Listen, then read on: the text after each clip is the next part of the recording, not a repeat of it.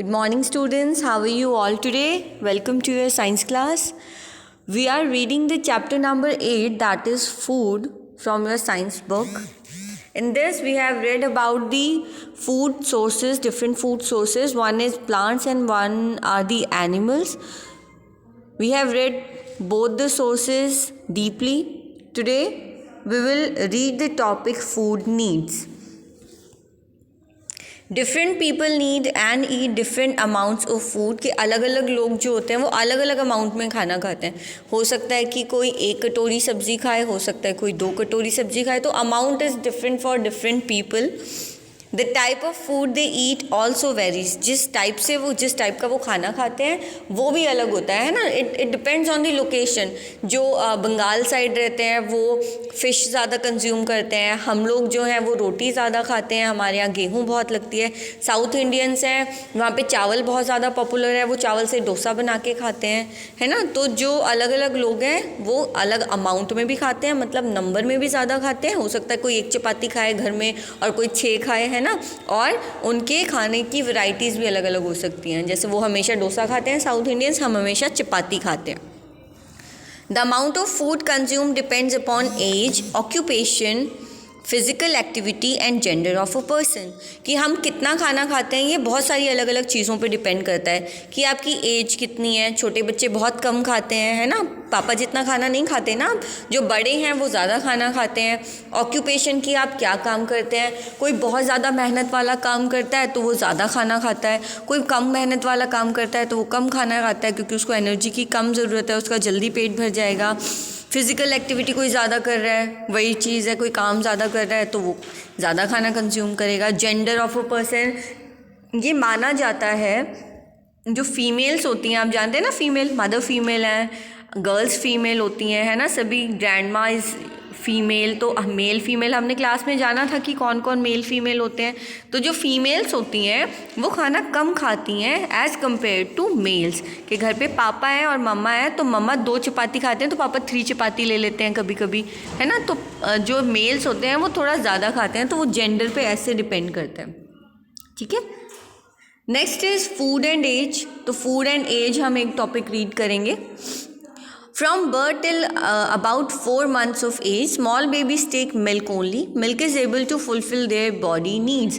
कि जन्म से लेके जब आप बच्चा, आपके घर पे कोई आपने देखा होगा, आपका कभी छोटा ब्रदर सिस्टर या चाची के घर पे ब्रदर सिस्टर हो, छोटा सा जो अभी अभी न्यू बॉर्न है, वो 4 मंथ्स तक क्या करेगा, सिर्फ मम्मा का दूध लेता है ना. या फिर वो बाहर से भी लेगा तो सिर्फ ओनली मिल्क इज़ प्रोवाइडेड, है ना. Milk is able to fulfil their body needs. दूध उसके शरीर की सारी ज़रूरतों को पूरा कर देता है, ठीक है. Next is when a child is nearly 6 months of age, he she is given soft pieces of fruit and semi solids food. वो क्या बोल रहे हैं कि जब बच्चा 6 महीने के आसपास का हो जाता है तब उसको सॉफ्ट पीसेस दिए जाते हैं फ्रूट के, ठीक है. जब सपोज ऑरेंज है तो थोड़ा सा पल्प निकाल के दे दिया ऑरेंज का, अंदर से गूदा, पल्प बोलते हैं गूदे को ना, जो फ्रूट का पल्प होता है, वो फ्रूट का गूदा जो निकलता है उसे कहते हैं. मैंगो का पल्प दे दिया निकाल के थोड़ा सा बच्चे को, सॉफ्ट हो क्योंकि उसके टीथ नहीं होते ना. या semi solid food. Semi solid food कैसे होते हैं, जैसे मैंगो का पल्प है ना, उसको आप ज़रा सा प्रेस करोगे तो लिक्विड जैसा बन जाएगा, वो बिल्कुल सॉलिड नहीं है, तो उसको सेमी सॉलिड फूड दिया जाता है ताकि उसको च्यूइंग में प्रॉब्लम ना हो. The child continues to take milk also. और इसके साथ साथ वो दूध भी पी रहा है. जो पहले दूध पीता था वो अब दूध अब भी पी रहा है इन चीज़ों के साथ साथ. Growing children and young person need to eat proper amounts of a balance diet. जो लोग बढ़ रहे हैं, जो बच्चे बढ़ रहे हैं, जैसे आप ग्रो कर रहे हैं ना, हमने डिस्कस किया था कि अभी आप 3rd स्टैंडर्ड में है, then you will be in 4th standard, then you will be in 5th standard. तो आप धीरे धीरे ग्रो कर रहे हैं.